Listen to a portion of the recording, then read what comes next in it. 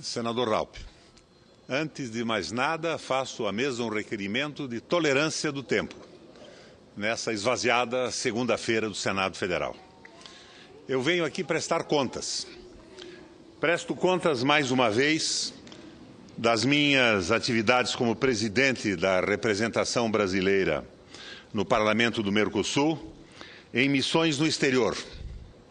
Retorno agora de Cádiz, na Espanha, onde participei de mais uma assembleia da Eurolat, que reúne parlamentos latino-americanos e o Parlamento Europeu.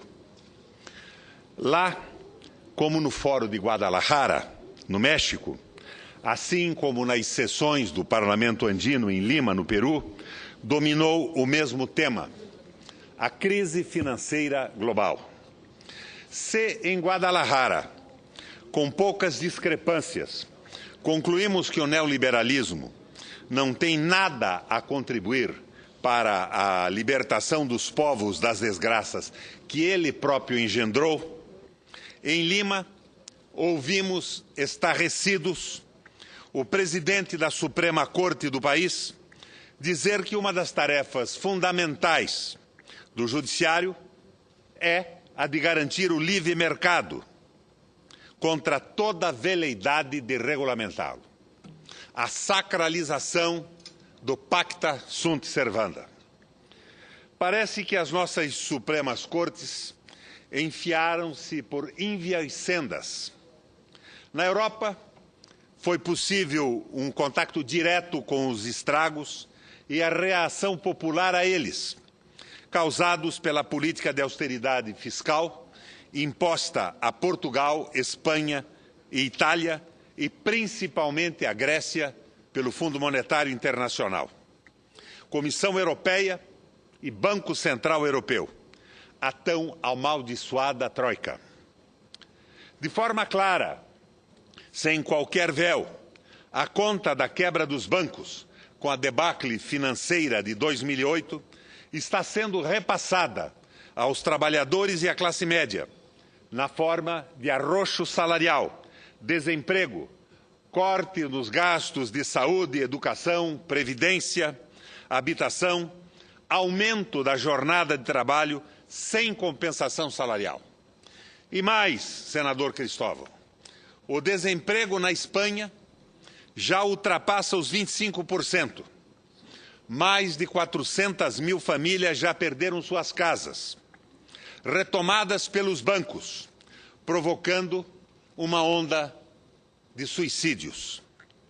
E até o final do ano, projeta-se mais 180 mil famílias serão expulsas de suas residências.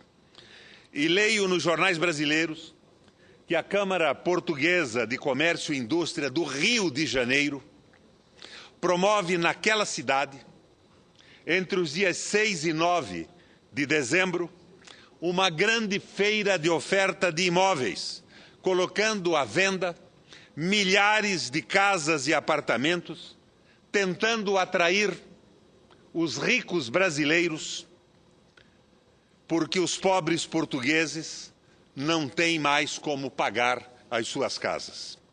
Segundo o Banco de Portugal, o Banco Central deles, mais de 37% das famílias lusitanas têm algum tipo de dívida.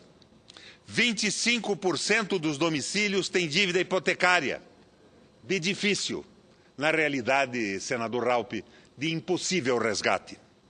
Sob a regência da senhora Merkel, uma dama de ferro tardia, uma chanceler de ferro deslocada no tempo, a Troika assume o interesse das classes dominantes, releva as estripulias do mercado financeiro, cobre os rombos dos bancos, premia a especulação por mais destinada que tenha sido.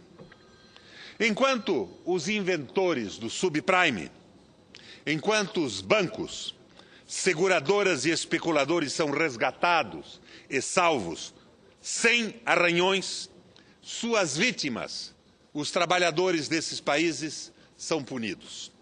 Enfim, nada mais do que o triunfo, a prevalência da ordem natural das coisas sob o capitalismo selvagem.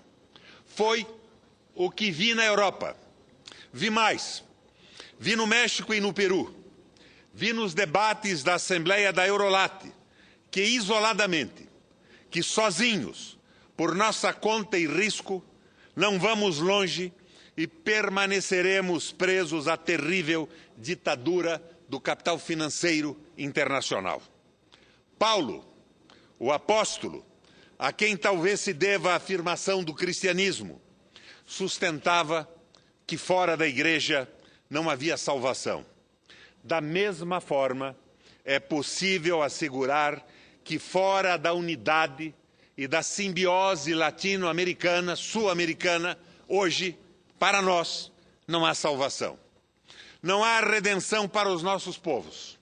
Não há futuro para os nossos países. Não há clemência para os nossos seculares sonhos de independência, desenvolvimento e bem-estar fora da unidade latino-americana. O axioma é tão antigo que os pressupostos tão incontestáveis que reafirmá-los pode soar óbvio, pedante ou até mesmo tedioso. A indispensabilidade da União Latino-Americana é uma dessas verdades que, de tanto serem reafirmadas, parecem embotar os nossos sentidos, tornando-os insensíveis a elas. Mas são verdades que, a cada passo de nossa história, especialmente em conjunturas de crise econômica como agora, explodem à nossa frente. O que nos impede de despertar? O ditado, o conhecido ditado. O uso do cachimbo faz a boca torta. Aplica-se aqui à perfeição.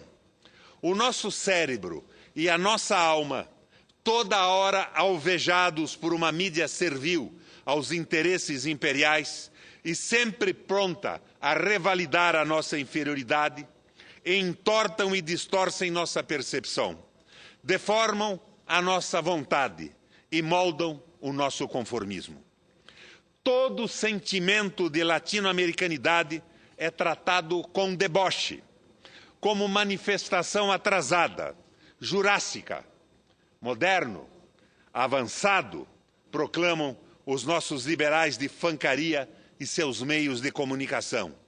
Moderno e avançado é resignar-se ao papel de produtores de commodities e consumidores de produtos importados. Moderno, dizia Fernando Henrique Cardoso, é ser dependente. Modernos são os acordos bilaterais, amarrando o mais fraco ao mais forte.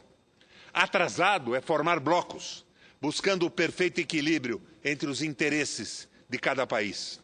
Moderno, como queriam Menem, Fernando Henrique, Fujimori, Salinas de Gortari, é a ALCA, é a recolonização da América Latina. Ao discursar na abertura da 67ª Assembleia Geral da ONU, nossa presidente do Brasil, Dilma Rousseff, fez duras referências à política econômica dos países centrais. Criticou a guerra cambial, deplorou a opção por políticas de recessão, políticas ortodoxas que aumentam a recessão, esmagam os trabalhadores e prejudicam ainda mais os países em desenvolvimento. Defendeu as iniciativas de defesa comercial dos países emergentes, repelindo a classificação de que elas sejam protecionistas. Enfim, posições que cada um de nós, mesmo os mais críticos à presidente, assinaria embaixo, mas não a imprensa brasileira, não as elites do nosso país.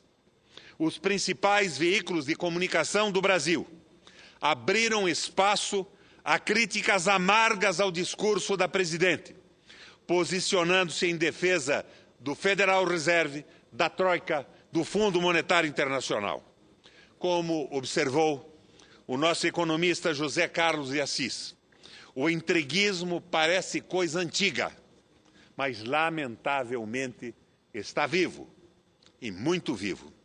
Logo, se é verdade que fora da unidade latino-americana não há salvação, da mesma forma é verdade cristalina que sob as classes dominantes dos nossos países não há saída para o atraso, para se desatar as amarras que nos prendem à dependência, à condição miserável de mendicantes.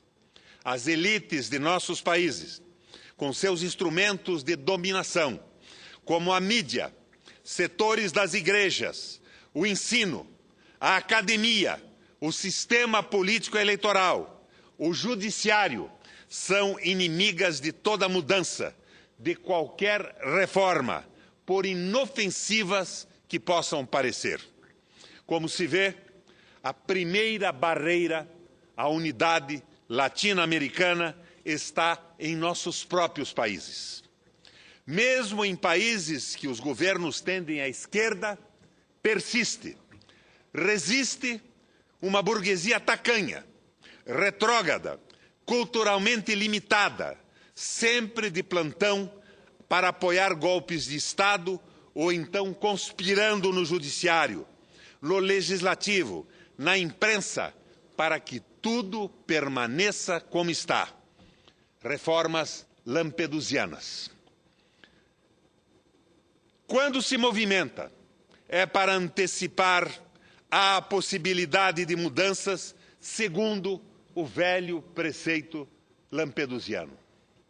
Assim, quando vejo elogios à consolidação da democracia nos países latino-americanos, instintivamente me ponho de alerta.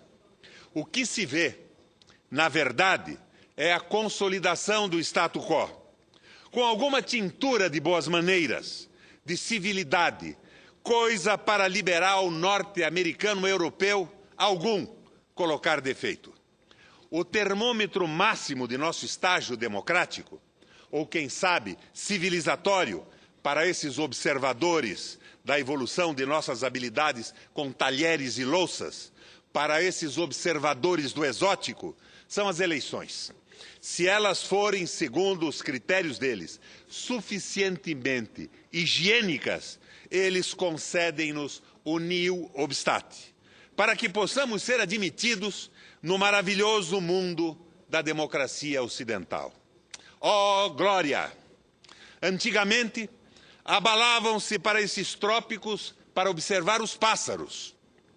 Hoje, abalam-se para observar eleições, com o mesmo espírito de busca pelo inusitado.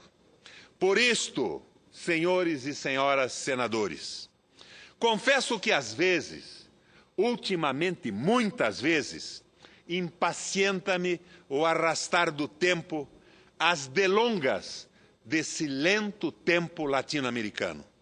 Esse encantamento de Macondo que nos imobiliza e enfeitiça. Parece que nada anda, que a modorra tropical, como uma doença do sono, deixa-nos letárgicos, apáticos, resignados.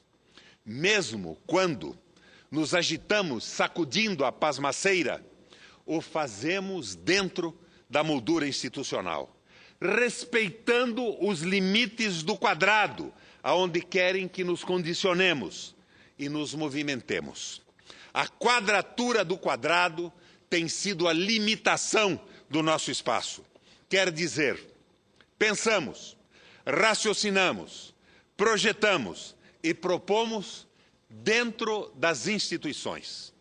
Discutimos a crise, examinamos suas raízes e apontamos as saídas dentro das instituições da chamada normalidade democrática de respeito aos contratos e às regras do jogo.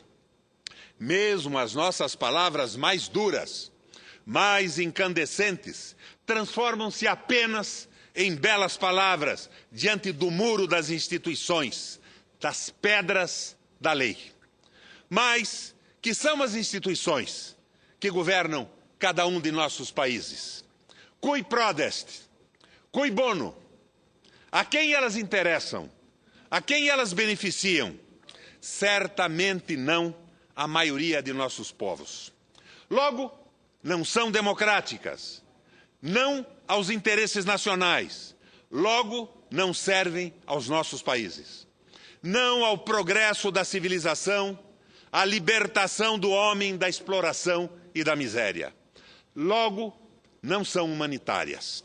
Singelamente, o que eu quero dizer, singelamente quero dizer que se esgotou o tempo das belas palavras, das belas intenções, esgotou-se o tempo da convivência com este modelo institucional. Fomos derrotados, claramente derrotados em nossas pretensões de rompimento, de mudança radical do sistema, nas décadas 50, 60 e 70. Senador Cristóvão, nós perdemos. Não interessa examinar aqui o porquê, mas perdemos.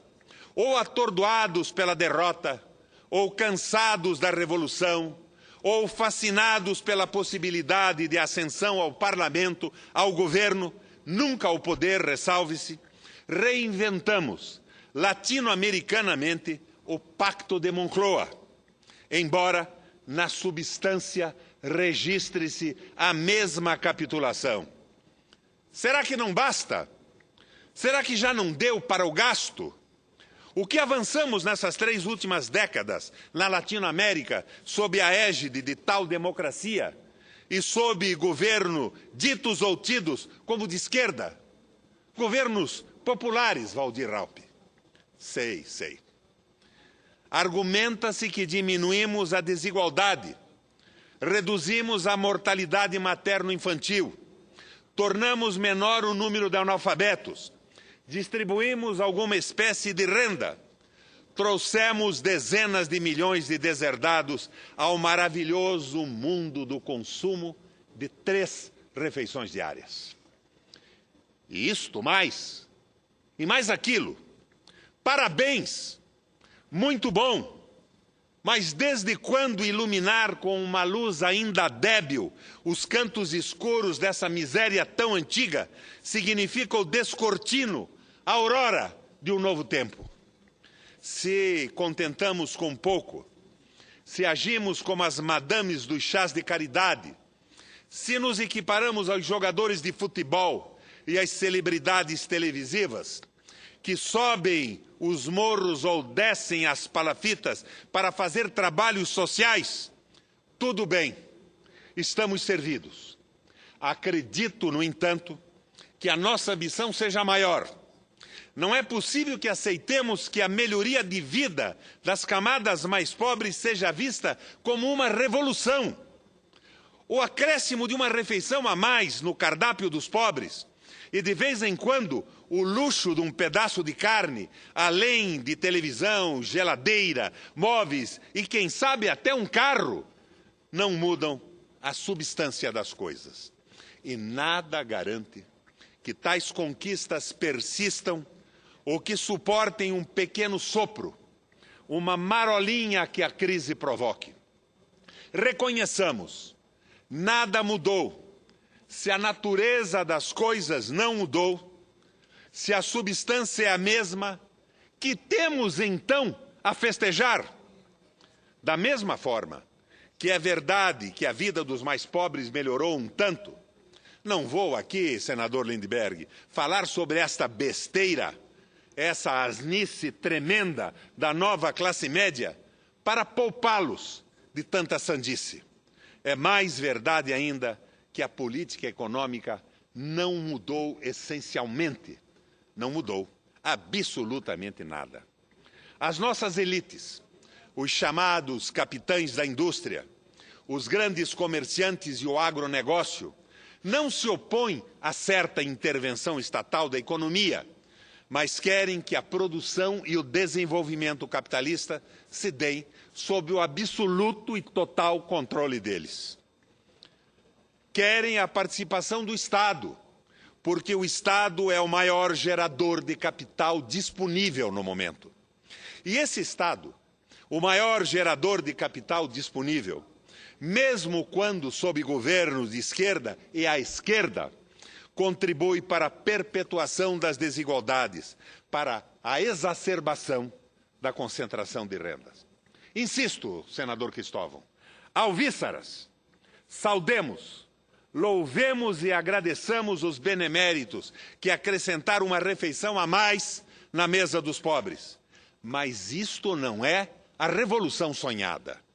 Se as concepções e os interesses de classe guiam a política econômica, continua exatamente a mesma. Irrepreensivelmente os mesmos. O que mudou?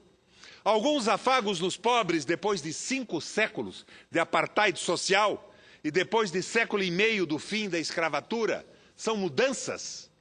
A redemocratização dos nossos países, na sequência da remoção das ditaduras militares e civis, porque já imprestáveis, demasiadamente onerosas para o Império e seus aliados nacionais, o fim delas não mexeu uma única vírgula no caráter de classe de nossa sociedade. Examinemos as nossas constituições. As nossas constituições ditas democráticas, ditas cidadãs, ditas libertadoras, não tocam em nada que possa colocar em xeque o caráter de classe de nossa sociedade. Longe de eu pretender constituições socialistas. Não é isso. Decididamente não é isso. Quero dizer que as nossas leis sacralizam e pretendem petrificar a ideia de uma sociedade com dominantes e dominados, detentores dos meios de produção e vendedores da força de trabalho. Assim sendo, como então imaginar uma política econômica que contradite tais preceitos? Diariamente, aqui no Senado da República do nosso Brasil, nas comissões e nos plenários desta Casa, assim como na Câmara dos Deputados, aprovam-se emendas à Constituição. Diariamente.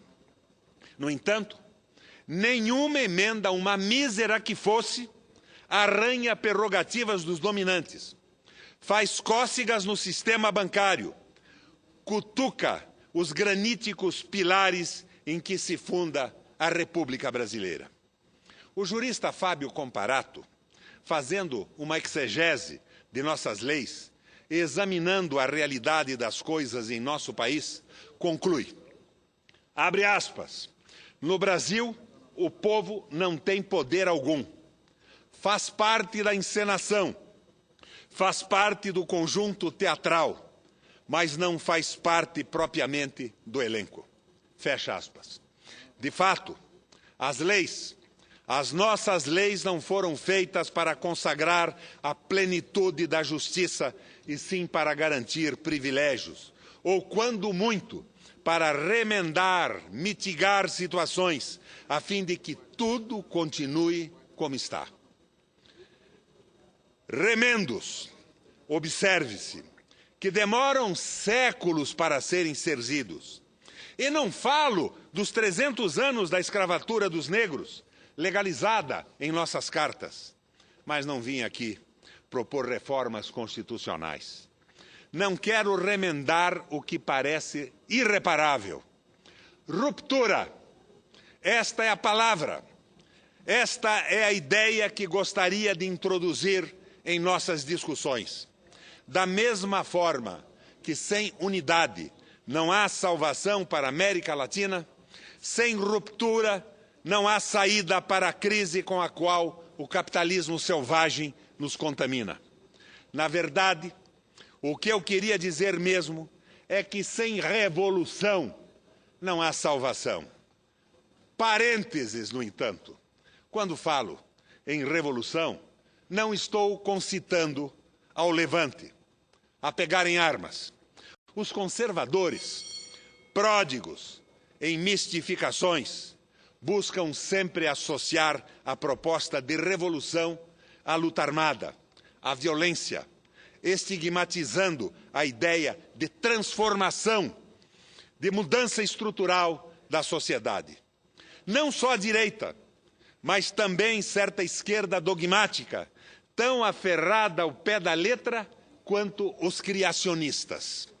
Experiências aqui mesmo na América Latina, experiências na Europa, exemplificam que é possível atingir um grau avançado de ruptura, lançando-se assim as bases para a construção de uma nova sociedade que tenha como medida, princípio, meio e fim, os interesses nacionais e populares. Utopia? Não.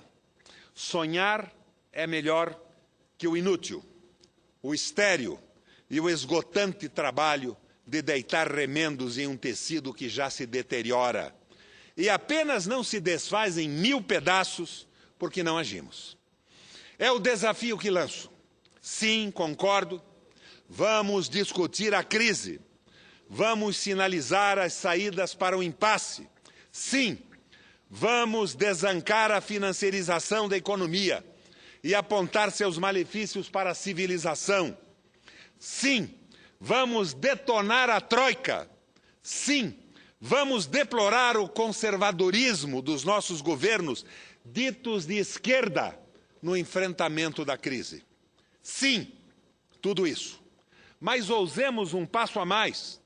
Vamos abrir um espaço para debater a revolução, a radicalização de nossas propostas, um avanço para além da quadratura da moldura. É legítimo. A revolução é legítima. Até quando vamos ler, pensar e decidir segundo os interesses dos dominantes, segundo os interesses da grande mídia, acuados por ela, chantageados por ela, aterrorizados por ela? Se eles consideram legítimo, de direito, fazer desabar sobre os trabalhadores e a classe média o preço da crise, mais legítima ainda é a reação a estas imposições. Ruptura, revolução, subversão das instituições que apenas servem para apertar ainda mais os grilhões da dominação. O resto, bem, o resto, senador Cristóvão, é diversão, do italiano diverterem, desviar do que realmente importa. Concedo com o máximo prazer, com a tolerância da mesa, uma parte ao senador Cristóvão Buarque. Senador Raupp, eu creio que um discurso como esse merece não um, mas muitos à parte. Quero começar, senador Requião, dizendo da alegria que eu sinto de ouvir a palavra revolução sendo dita dessa tribuna. Porque aparentemente virou uma palavra maldita, quando é uma palavra nobre. Foi a revolução que fez os Estados Unidos. Foi a revolução que fez o mundo moderno, a partir da França. Foi a revolução científica e tecnológica que, 200 anos atrás, deu início a um novo mundo e que, ultimamente, nesses últimos 30 anos, está dando início a outro mundo. E nós precisamos de revolução, sim. Mas parece que as pessoas estão com medo de falar isso. Só que eu acho que essa revolução, ela talvez vá além do que muitos falam hoje. E é aí que eu gostaria de provocá-lo. Quando a gente vê hoje o discurso do senador Lindbergh, um belo discurso, com muita coerência, eu fico pensando que nós hoje estamos divididos entre uma direita insensível ao desemprego do povo e uma esquerda insensível ao povo vivendo em um mundo de inflação. Não podemos esquecer que, mesmo com pleno emprego, o mundo sob inflação é perverso para os pobres também. E o presidente Lula conseguiu aumentar o salário mínimo e, graças a isso, deu um grande salto no Brasil por causa da estabilidade monetária. Eu volto a insistir. Sem estabilidade monetária, você aumenta o salário mínimo hoje e rouba dele amanhã. Pois bem, nós temos que ir além dessa revolução dos anos 50 e pensar outra coisa. Essa outra coisa, senador Requião, e a minha provocação é revolucionar a revolução. Não no método, como esses daqui são muito jovens, talvez não se lembre, como defendia Regis Debray, mas era revolução na revolução dele, era no método de fazer a revolução, não nas cidades com as greves, mas no campo com as guerrilhas. Não. O que eu falo revolução na revolução é mudar o propósito do sistema social. Não dá para continuar, senador Raupp, achando que ser revolucionário é prometer ilusoriamente que todos serão ricos. Nós temos que ter uma revolução que prometa que todos serão felizes. E não é sinônimo. feliz para chegar lá, primeiro é não haver nenhuma necessidade básica, isso sim. Depois é haver a permissão de uma escada de ascensão social em que todos tenham acesso, que é a educação de qualidade igual para todos. A revolução, para mim, senador Requião, é o filho do mais pobre trabalhador na mesma escola do filho do mais rico patrão. Essa é a revolução. E aí cria-se uma escada de ascensão social. Ninguém com necessidades básicas. E depois cada um usa seu recurso para o que quiser. Uns para ter tempo livre, outros para comprar bens de consumo. Hoje a gente está querendo que todo mundo compre esse bem de consumo. Há um limite ecológico e há um limite financeiro, porque isso exige endividamento. E nós temos hoje uma parcela imensa da população mundial, mesmo que está dentro do sistema, mesmo que tem emprego, escravizada pela dívida. E não porque o banco levou dinheiro para ele, porque ele foi pedir dinheiro ao banco. E a gente joga a culpa toda no banco. Os bancos são como aquele que sequestra quem quer ser sequestrado. O cara chegou ali, disse que quer ser sequestrado, o outro... Veja a força dos bancos, viu? Quando eu começo a criticá-los, perco a voz. Mas não podemos jogar a culpa só nos bancos. O nosso sistema é endividador. Logo, é submetido à ditadura do sistema financeiro pela própria essência do nosso sistema consumista. E não porque os banqueiros empurram dinheiro. Então, eu gostaria de ver uma revolução no próprio projeto de sociedade, o propósito da sociedade, que não seja só o produto interno bruto, que não seja só o PIB, seja o aumento do bem-estar e da própria felicidade dos seres humanos. O que exige emprego, o que exige não ter necessidade básica, mas o que exige, sobretudo, liberdade para usar bem o tempo livre na realização dos seus objetivos de bem-estar, que não pode ser o mesmo. Consumo, consumo, consumo, escravizando, sob a forma de dívida, dívida, dívida. Então vamos revolucionar a revolução. Mas, de qualquer maneira, pelo menos eu vejo o senhor, talvez não tenham visto muitos outros, eu tenho também falado. Às vezes eu não digo revolução, digo inflexão histórica. Mas eu fico feliz de ouvir a palavra revolução nessa tribuna. Está precisando falar mais dela aqui. Senador Cristóvão, nos últimos 15 dias, eu participei do Parlamento Andino, em Lima, de um debate no Fórum de Guadalajara, no México. E até ontem, antes de ontem, eu estava na reunião da Eurolat, em Cádiz, na Espanha. Eu vi o desespero das populações na rua. Eu vi em Granada 50, 60 mil pessoas marchando em protesto contra a exploração dos bancos e o despejo das residências financiadas que os trabalhadores não podem pagar. Mas eu, nesse tempo todo, preguei a crise, o partido da crise, partindo do pressuposto que, por exemplo, o Brasil e o México só conseguiram um avanço extraordinário nos anos 30 com a crise do mundo imperial. Com a crise, os países dominantes não têm muito espaço para se preocupar com os outros. E foi nesse espaço da crise que Getúlio Vargas montou a Siderúrgica Nacional. Foi nesse espaço da crise que Salinas de Gortari iniciou a industrialização do México. E lembrava que em chinês a palavra crise é escrita com o mesmo ideograma com o qual se escreve oportunidade. É a oportunidade de aproveitarmos a crise para reformarmos definitivamente a nossa política econômica. Mas o que vi no Parlamento Andino?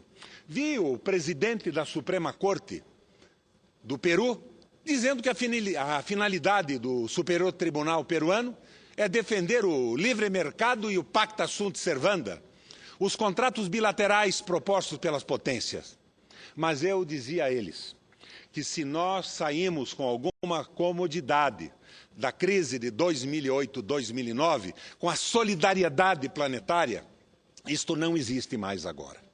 Os Estados Unidos, tomado pelas ideias do Tea Party, influenciando os republicanos que são maioria na Câmara.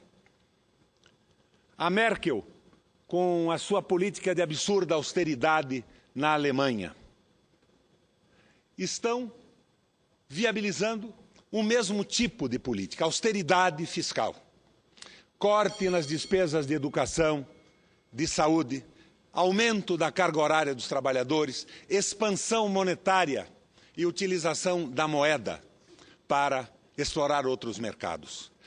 Todos pretendem, todos, mesmo a China, que mudou o seu comando agora, exportar o desemprego. Eles querem produzir internamente austeridade fiscal e vender para o mundo, exportar o desemprego estruturalmente dos seus países. É de uma cristalinidade absoluta que isso não vai dar certo. Quando todos estão pretendendo a mesma coisa, ninguém conseguirá esse avanço. Todos eles querem para nós qualquer coisa parecida com o Tratado de Methuen, que acabou com Portugal, quando a Inglaterra ofereceu isenção fiscal absoluta para a entrada do vinho do Porto nas suas fronteiras, e Portugal ofereceu isenção absoluta para os manufaturados e para os tecidos. A Inglaterra acabou com a possibilidade do desenvolvimento industrial português, que tinha sido dono dos mares e dos descobrimentos. E o ouro do Brasil, drenado para Portugal, de lá ia para a Inglaterra para a compra dos bens industrializados. O liberalismo econômico surge com a inspiração do Tratado de Methuen, influenciando Davi Ricardo e Adam Smith na defesa da Companhia das Índias e do ouro brasileiro, que transforma a Inglaterra num soberano do comércio no mundo. Os Estados Unidos se livra disso com George Washington depois da Revolução, com a nova política americana. Alexander Hamilton, já falei muitas vezes nessa tribuna, nomeado uma espécie de ministro da economia da época. Henry Clay, Henry Carey, o alemão Friedrich List criam a nova economia americana.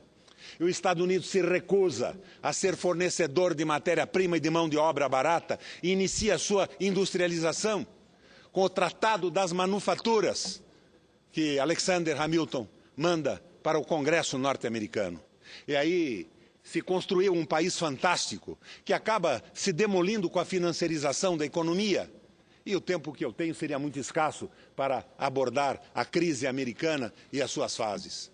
Nós aprendemos com o mundo e com as experiências a raiz da crise, o desastre da financiarização, e acabamos embarcando na mesma canoa.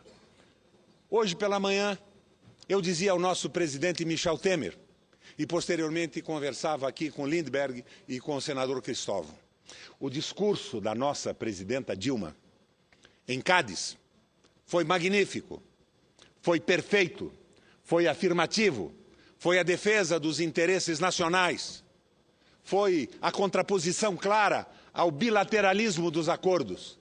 E seria uma maravilha se o discurso da presidente se transformasse de verdade na prática do governo brasileiro, internamente e no espaço do Mercosul. Com o máximo prazer, dou uma parte ao senador Lindbergh. Senador Roberto Requião, vou ser bem breve. Eu pedi essa parte para cumprimentar um dos grandes pronunciamentos que assisti aqui esse ano nesse Senado Federal, pela força, pela coragem na defesa das ideias. Concordo integralmente no diagnóstico dessa crise econômica internacional. Faço alguns reparos, tem uma diferença de conteúdo apenas na questão latino-americana e brasileira. Acho, de fato, senador Roberto Requião, que nós estamos fazendo um desembarque dessas políticas neoliberais.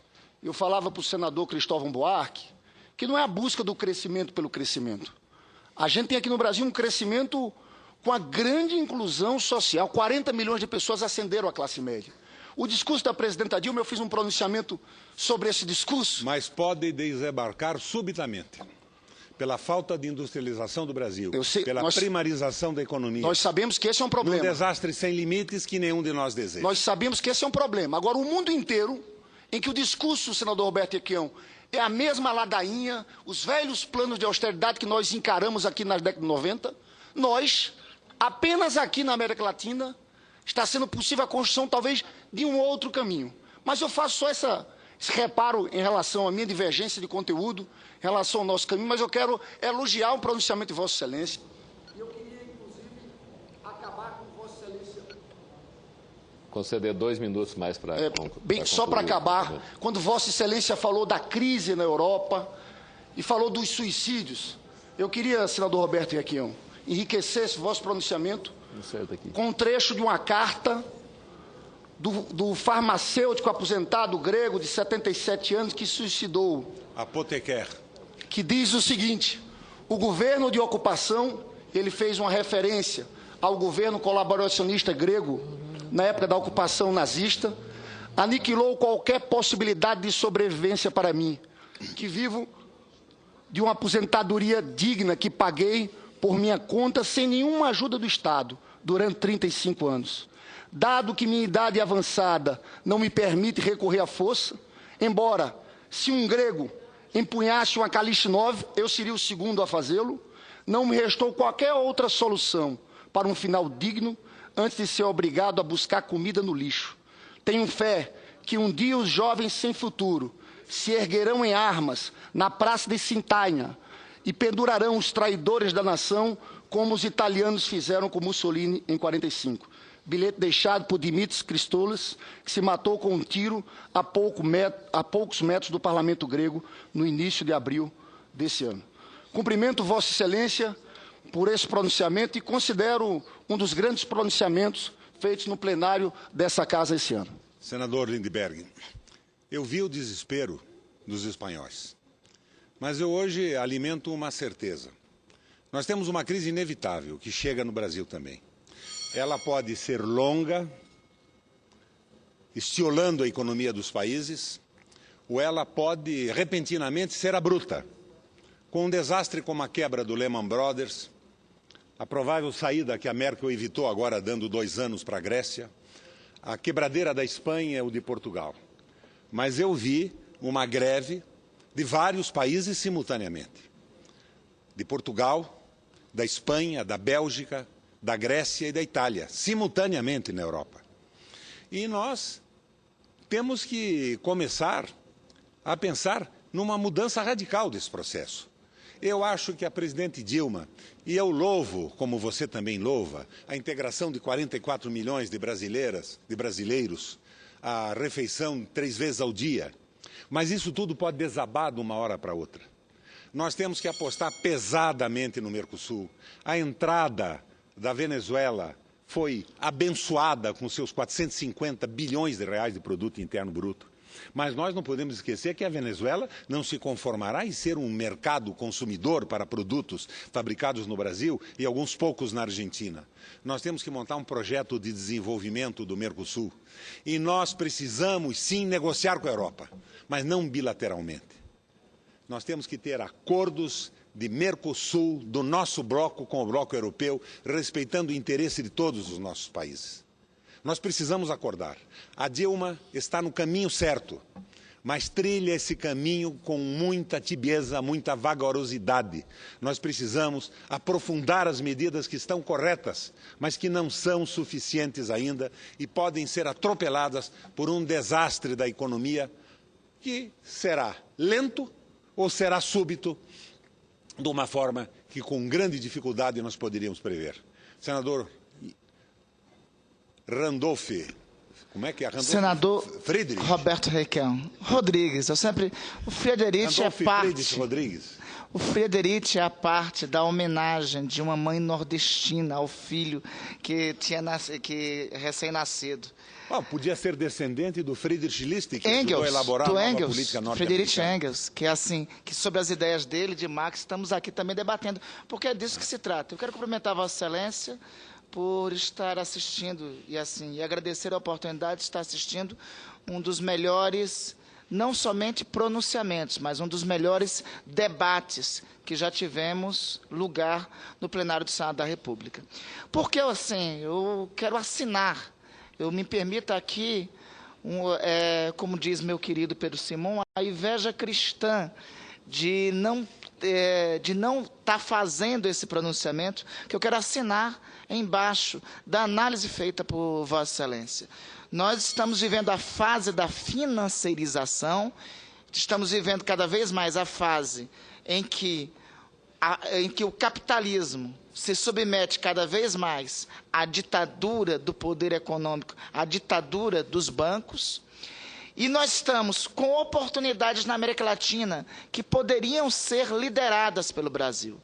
Eu quero concordar com Vossa Excelência, concordar com a parte do meu querido Lindenberg, estava até brincando com o Lindenberg, a parte é primeiro, vamos fazer que nem na época do movimento estudantil, em que eu militava junto com o Lindenberg, um tentava se inscrever depois do outro, para apresentar a divergência que tinha em relação ao outro. Quero concordar com a parte de Lindenberg, mas quero também destacar o que Vossa Excelência citou.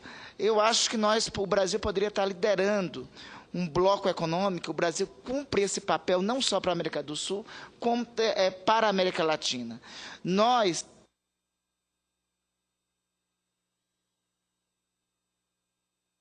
financiarização do capital. E temos a continuação dessa ditadura enquanto 50%, quase 50% do orçamento público, por exemplo, continuar comprometido com a dívida pública. É verdade que a crise, e é importante aqui se dizer, essa crise não é só econômica, o senador Cristóvão destaca aqui, essa crise é humana e é ambiental também, mas é em decorrência da crise econômica, é em decorrência do sistema de fluxos da economia, da financiarização do capital, que nós temos a decorrência do conjunto das outras crises. Eu acho que o Brasil, nós podemos estar perdendo a oportunidade de ousar mais pelo papel que cumprimos na economia mundial e pelo papel que o Brasil tem cumprido de liderança, em especial na América Latina. Algumas medidas que vêm para serem apreciadas por nós recentemente, a modificação da Previdência dos servidores públicos, que é a continuação da lógica da reforma previdenciária. Algumas dessas medidas não apontam no sentido de avançarmos na ruptura. Me permita dizer uma palavra que nós todos que aqui aparteamos, Lindenberg, eu, senador Cristóvão, e o senhor, aprendemos a respeitá-la e admirá-la, e que louvamos ela ter sido pronunciada de novo dessa tribuna. A palavra revolução, no sentido de romper e avançar e dar próximos passos, é necessário termos coragem no Estado brasileiro, não só de pronunciá-la, mas de executá-la. E o Brasil cumpre um papel de protagonista da cena política mundial que poderia possibilitar isso. Cumprimento Vossa Excelência pelo pronunciamento. Imagina, senador Lindenberg, a minha satisfação, depois de ter peitado... Imagina a minha satisfação, depois de ter peitado o Eurolat inteiro, contestando as propostas de acordos bilaterais, a reprodução do Tratado do Vinho do Porto, de Portugal com a Inglaterra, do Tratado de Methuen, isoladamente, escutar posteriormente, não participei da reunião dos executivos, eu estava saindo já, o discurso da presidente Dilma exatamente na linha das posições que eu tomei. Eu só gostaria que isso fosse efetivamente implementado na política interna do Brasil. E aproveito o minuto que Vossa Excelência me dá para fazer um apelo que nada tem a ver com o discurso que fiz. Eu tenho um projeto de emenda constitucional tornando finito o mandato dos ministros do Supremo Tribunal Federal. Estou propondo 8 anos para cada um e acabando com o limite de idade. Não tem mais cabimento que um ministro do Supremo tenha que abandonar a corte por ter 70 anos. Mas não podem passar de 8 anos na duração dos seus mandatos. Eu já devo ter 17 ou 18 assinaturas e eu solicito aos companheiros do plenário que concordarem com a discussão dessa proposta, que me deem a colaboração do seu apoiamento e da sua assinatura. E agradeço a tolerância do nosso Valdir Rapp ao avanço do tempo, que já se tornou um costume, não é, senador Cristóvão? Nas nossas segundas-feiras e nas sextas-feiras. E, de repente, eu descubro que o plenário do Senado Federal, pelo menos na segunda e na sexta-feira,